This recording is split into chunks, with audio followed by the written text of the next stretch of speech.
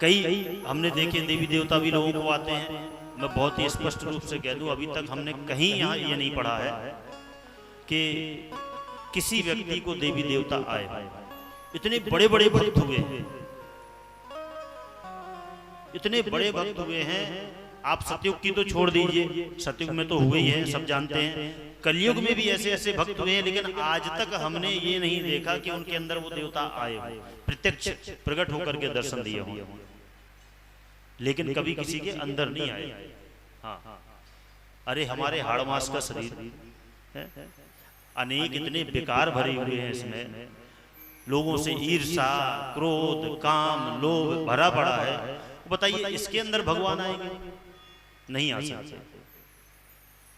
उतना निर्मल हम अपना मन कभी बना ही नहीं सकते। कहते हैं अगर इतना होता तो चौपाई ही क्यों लिखते। तुलसीदास जी लिख गए हैं, सुर नर मुनि जन की यह रीति, स्वार्थ लाग करहीं सब प्रीति। ये उन्होंने इसीलिए लिखा कि इस कलयुग मनुष्य के अंदर जो स्वार्थ है वो कभी जा ही नहीं सकता हमारा। चाहे वो माता पिता का हो, चाहे वो पुत्र का हो, चाहे भाई का हो, चाहे बंधु का हो, चाहे पति पत्नी का हो, चाहे बेटे का हो, किसी का भी हो, स्वार्थ तो रहेगा ही। और जहां स्वार्थ होगा वहां लोभ भी होगा, वहां पर कामना भी होगी और वहां पर ईर्ष्या भी होगी। जहां स्वार्थ होगा, तो जब ये सब है हमारे पास तो भगवान हमारे अंदर नहीं आ सकते। हम भगवान को प्रकट कर सकते हैं, ये बात हम मानते हैं। प्रहलाद बन सकते हैं, ध्रुव बन सकते हैं, मीराबाई बन सकते हैं, ये तो मानते हैं। रविदास बन सकते हैं, रैदास बन सकते हैं, नामदेव बन सकते हैं। महाराज अनेक भक्त हुए हैं कलयुग में जिन्होंने भगवान का साक्षात्कार किया है भगवान का। परंतु अगर हम ये कहें कि हमारे अंदर ही आ जाए और हम महाराज हिलने लग जाएं, कथा एक तरफ छोड़ के हिले फिर महाराज और फिर देवी देवता सब, तो फिर तो व्यास मंच की मर्यादा ही बेकार।